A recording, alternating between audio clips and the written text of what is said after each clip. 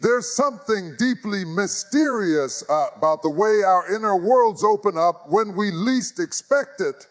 Imagine drifting into sleep, your mind quieting down after the noise of the day, and suddenly being pulled into a vision so vivid it feels more real than waking life. This is where it began, an encounter so profound it reshaped everything I thought I knew about faith time and what lies beyond. It was not a movie playing on a screen, nor a simple daydream fading at dawn. It was as if the very veil between heaven and earth was lifted, and I was allowed a glimpse behind it. In this dream, God wasn't distant or abstract. There was an undeniable presence, like the calm before a storm, but also a deep well of peace that settled in the soul. It's curious how the divine often arrives not with thunderous fanfare, but with subtlety, a gentle awakening, a whisper inside that nudges the heart awake. And yet, despite the softness of this arrival, the message was urgent, unshakable. It was as though the cosmos itself had paused to hold its breath.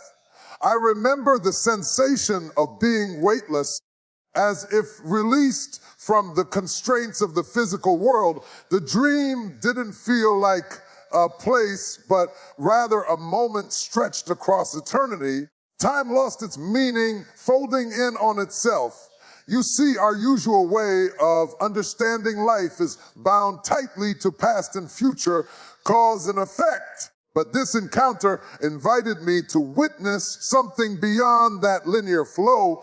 It was as if I was standing at the crossroads of all existence, where the ordinary meets the divine. What struck me most was the clarity. In waking life, we often wrestle with doubt, confusion, and the endless chatter of the mind. But here in this dream, everything was clear, unfiltered, truth shining like the sun breaking through thick clouds. It was a reminder that beyond all our complexities and distractions, there is a reality that is simple, profound, and whole. The kind of truth that doesn't need to be dissected or argued about, but simply felt and known. The divine presence communicated not through words, but through vision and feeling. It was an experience that bypassed the intellect and spoke directly to the heart. A language older than words, older than thought, yet perfectly understood. It reminded me that spiritual truths are not always best conveyed by logic or doctrine, but by experience and presence. To truly know something sacred, sometimes you have to be still enough to receive it.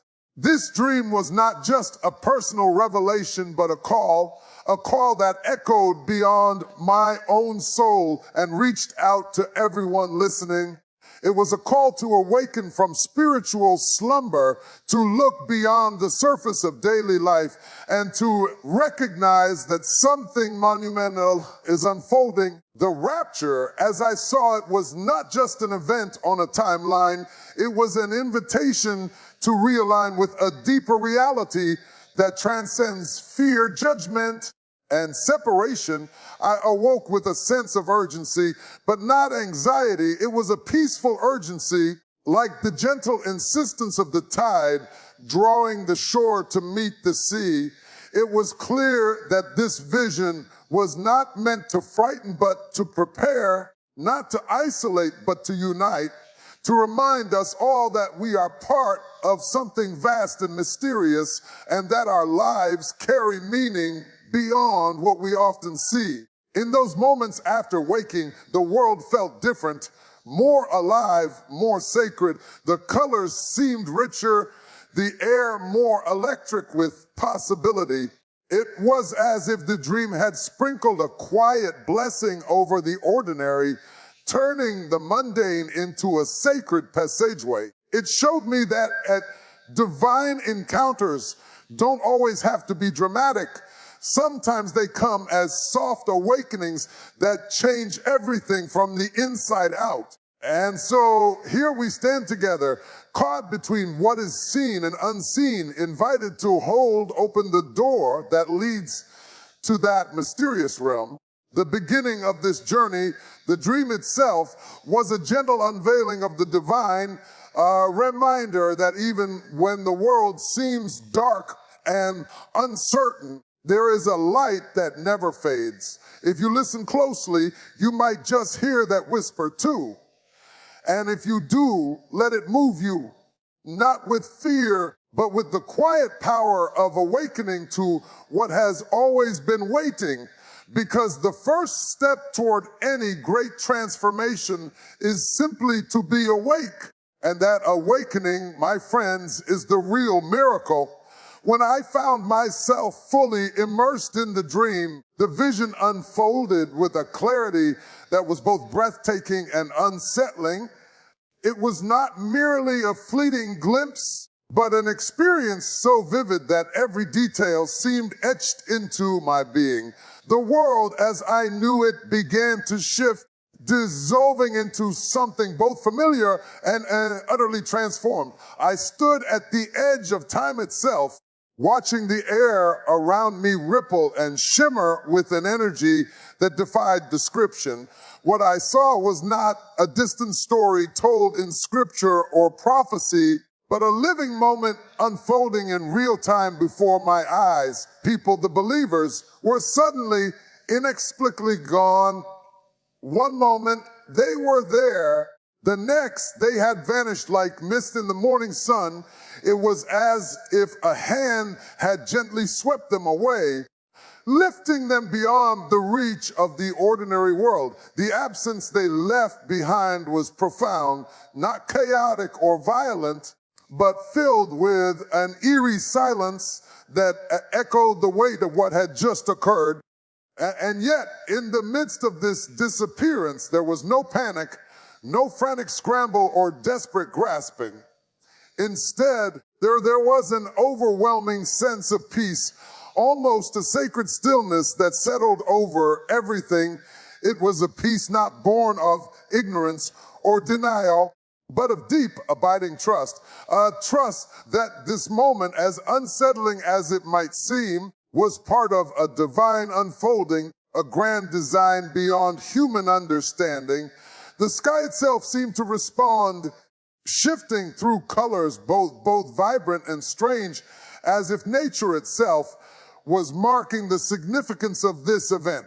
Light poured down in beams that felt like blessings, illuminating faces and places with a radiance that was both comforting and otherworldly.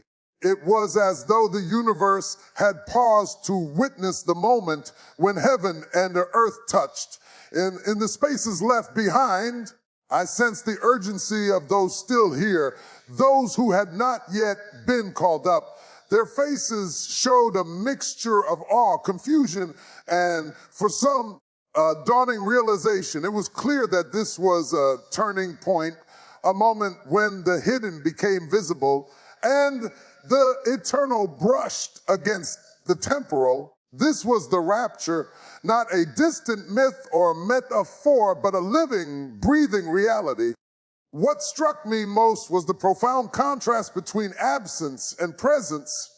The ones who had vanished were not lost.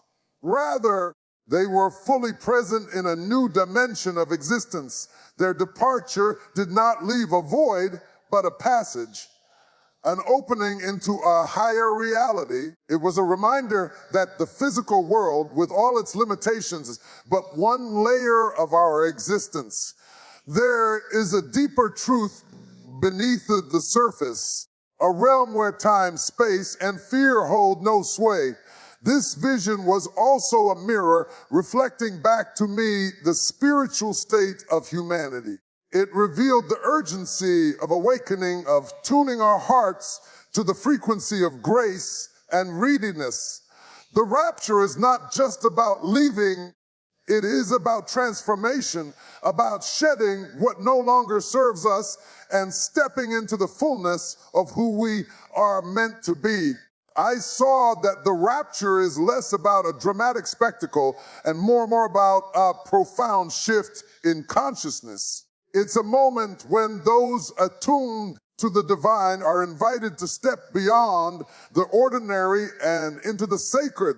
It's a call to live not in fear of what's to come, but in joyful anticipation of a new beginning.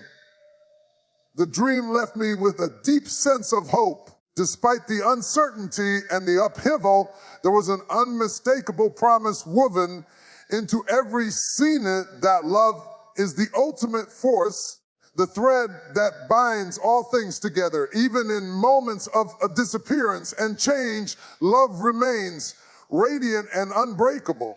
And so this vision of the rapture was not just a glimpse of an event, but an invitation to see beyond the surface of our lives, to recognize the sacred dance unfolding all around us, and to prepare, not with dread, but with open hearts and awakened souls.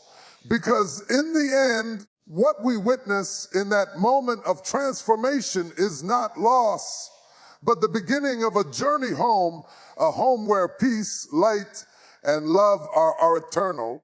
The rapture is not an end, but a doorway. And standing at that threshold, I invite you to step through with me. What this dream made unmistakably clear was the call to readiness, not readiness in the sense of frantic preparation or anxious waiting, but a state of being that is calm, centered, and fully aware. It's easy to think of spiritual preparedness as some checklist. Attend this service, read that book, pray at this time, but the dream pointed beyond all that. It showed me that being ready for the rapture is not about ticking boxes, but about cultivating a way of living that flows naturally from alignment with something far greater than ourselves. Imagine standing in a vast field, the wind moving gently through the grass, and knowing that any moment could bring a shift so profound that the ordinary rules no longer apply. What would it mean to be truly ready for that? The dream taught me that readiness is an inner posture. It is a state of openness and attentiveness to the present moment and a surrender to the mystery of life unfolding. It means living so deeply in tune with the divine rhythm that when the call comes, there is no resistance, only a graceful stepping forward. Repentance, often spoken of in solemn tones, emerged in this vision not as guilt or condemnation, but as a joyful turning toward truth, love, and wholeness.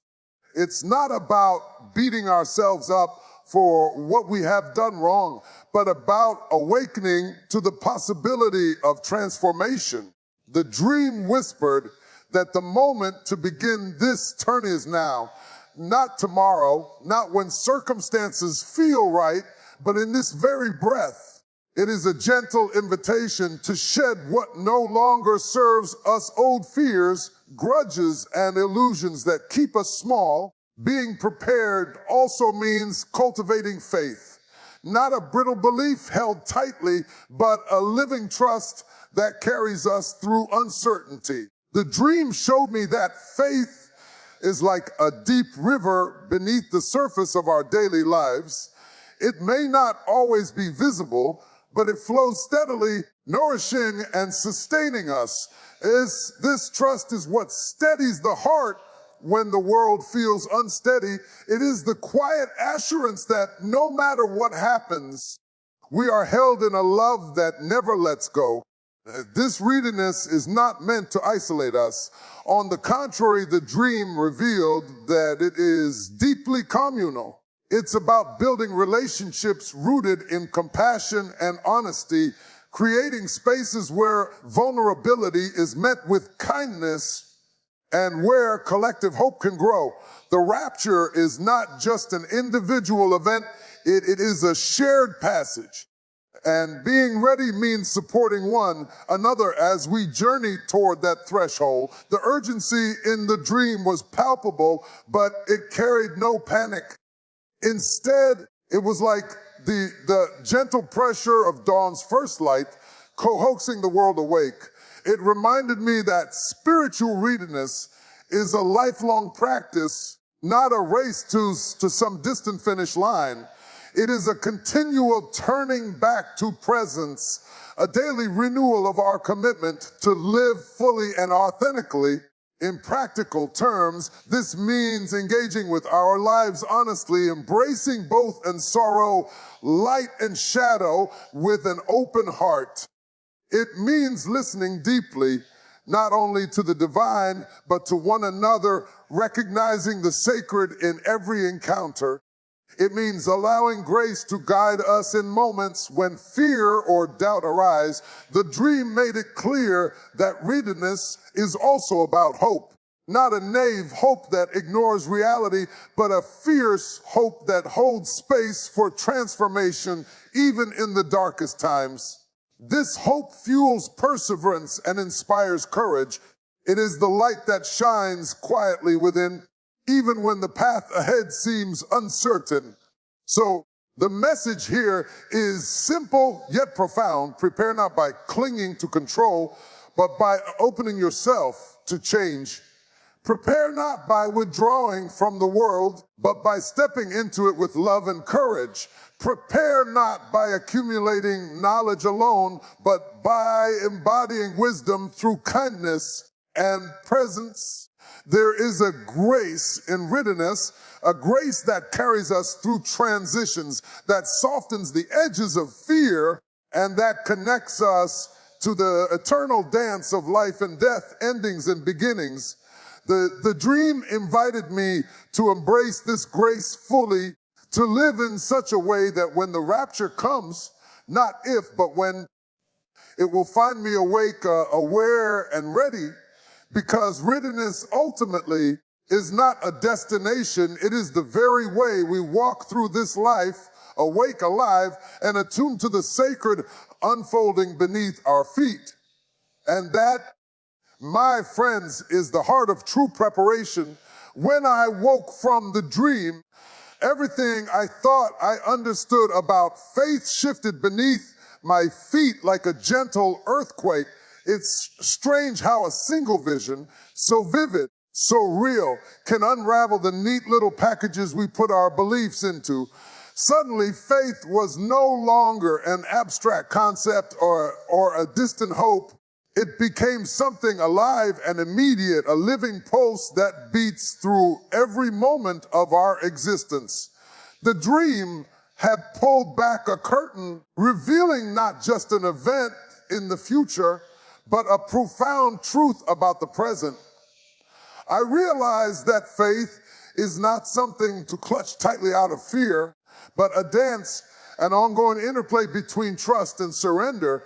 It is not about grasping for certainty in a world that is inherently uncertain, but about learning to move with the rhythms of life itself. The rapture, as I saw it, was not simply a cataclysmic moment to be feared or awaited, but a symbol of a deeper awakening, a call to wake up to the interconnectedness of all things.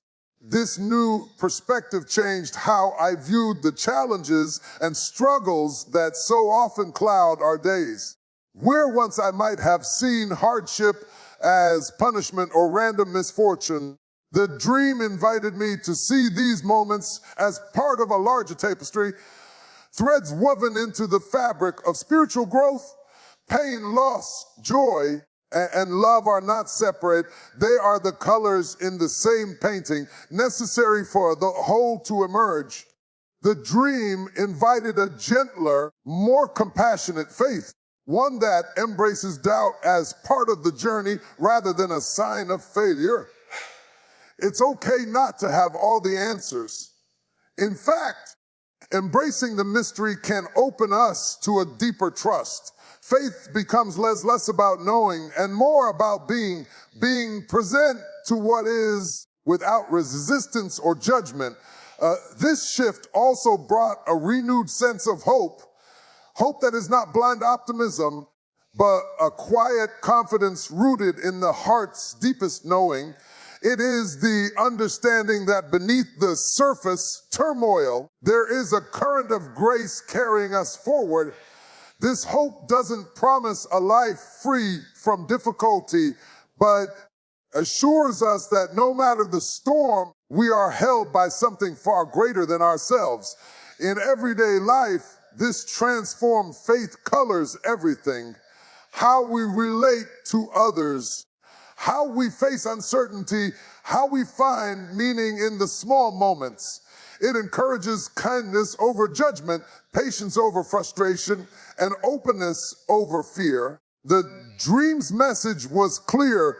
To live fully, we must embrace faith as a living presence that guides us through both darkness and light.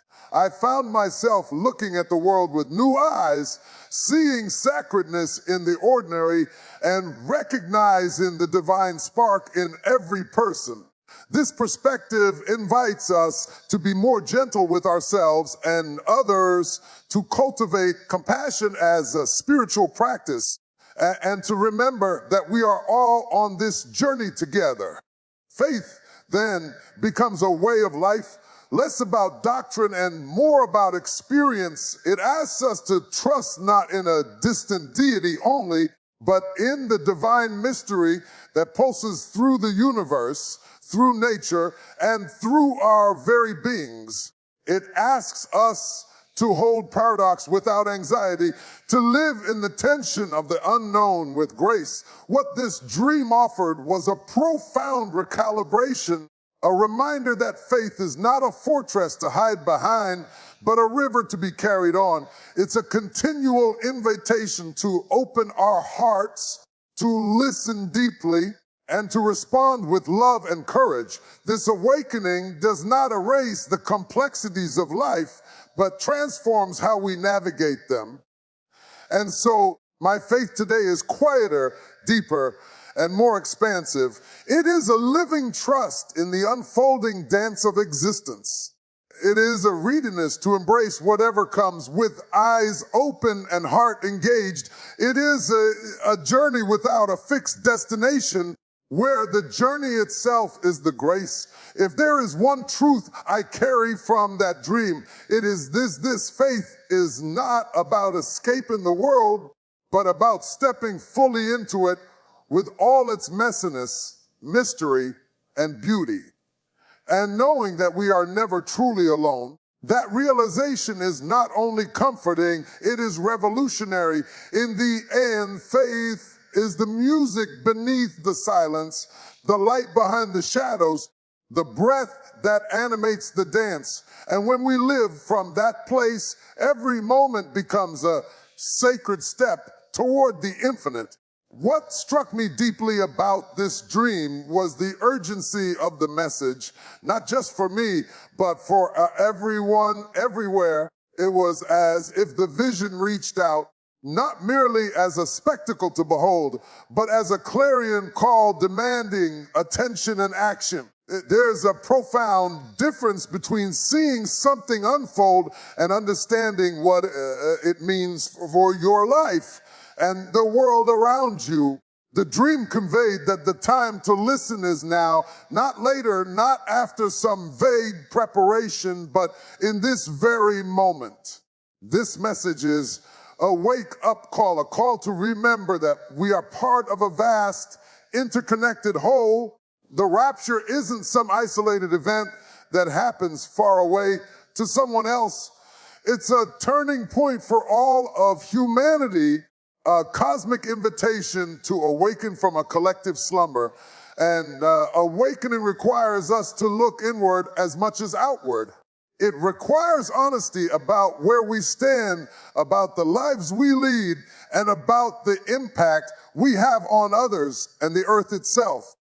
The dream challenged me to confront the distractions and complacencies that often lull us into spiritual sleep. It was a reminder that it's easy to get caught up in the routines and noise of daily life, forgetting the deeper currents that flow beneath. But those currents are real and they are powerful. The rapture is not simply a dramatic ending. It's the opening of eyes and hearts, the unveiling of a truth that demands response. What then must we do? The dream did not offer a simple formula, but it did illuminate a path. We must live with urgency, not frantic haste, but a steady, intentional movement toward love, compassion, and justice. It's about waking up to the needs around us, about using our gifts to serve and uplift, about choosing connection over division. This is a call to embody the gospel, not just in words, but in deeds.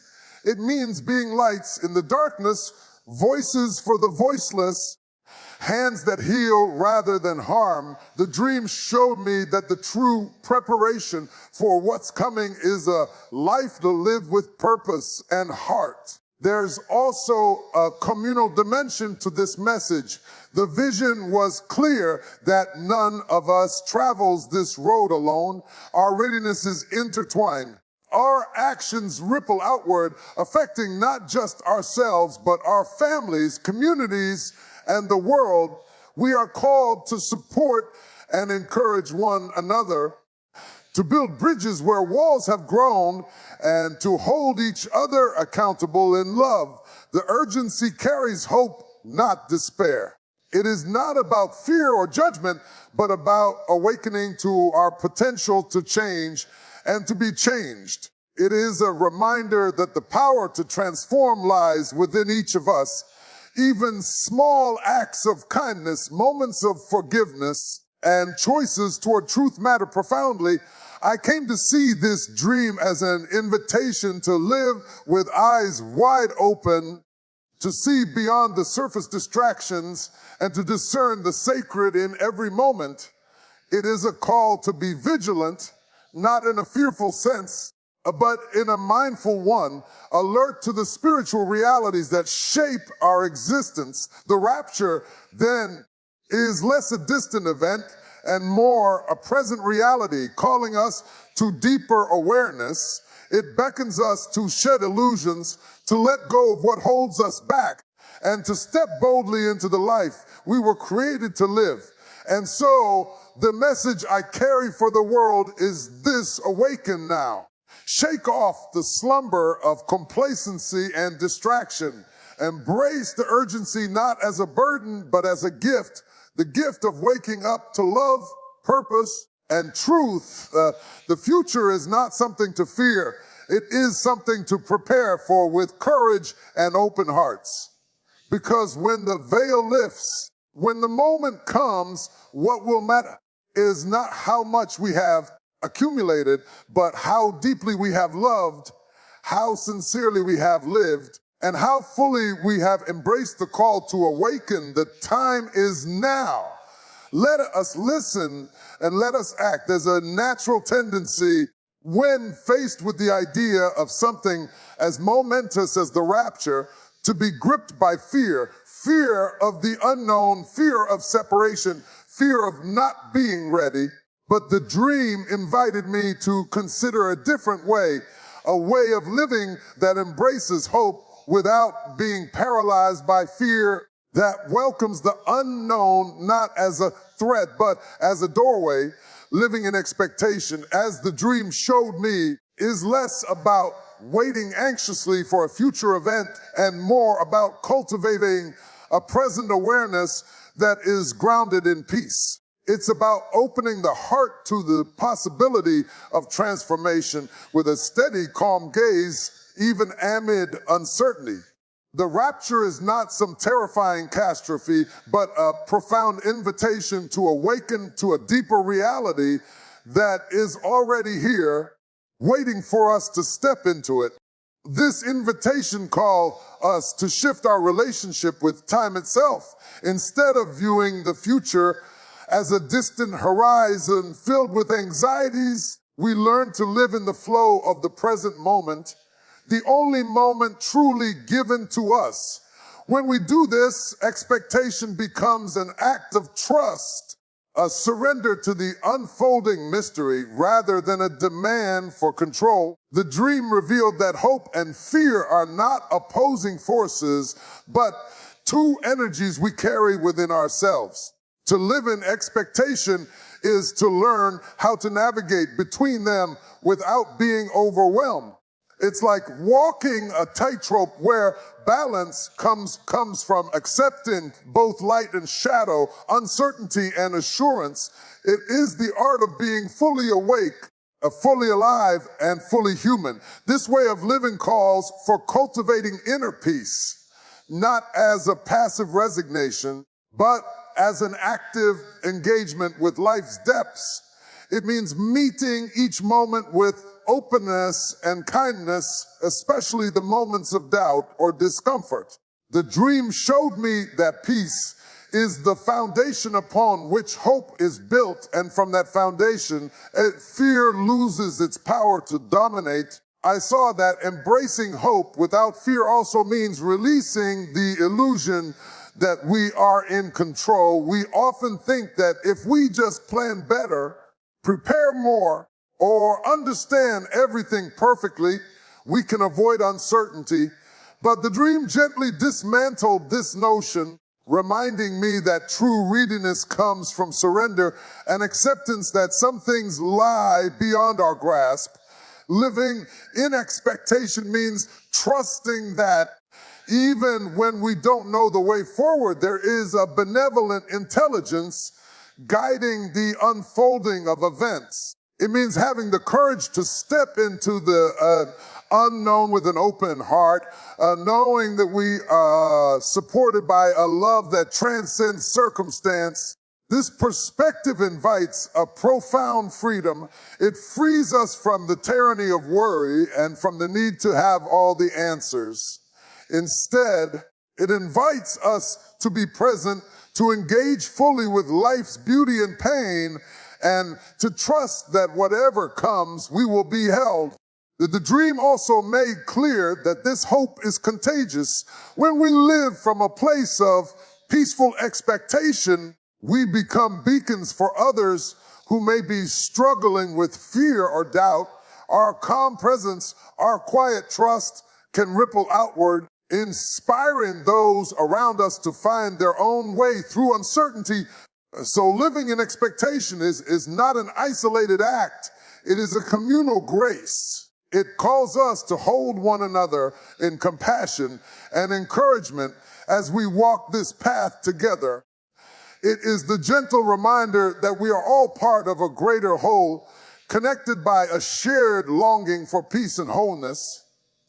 In practical terms, this might look like simple practices, moments of stillness in the morning, listening deeply to the heart's whispers, reaching out in kindness, or simply pausing to breathe when the world feels overwhelming.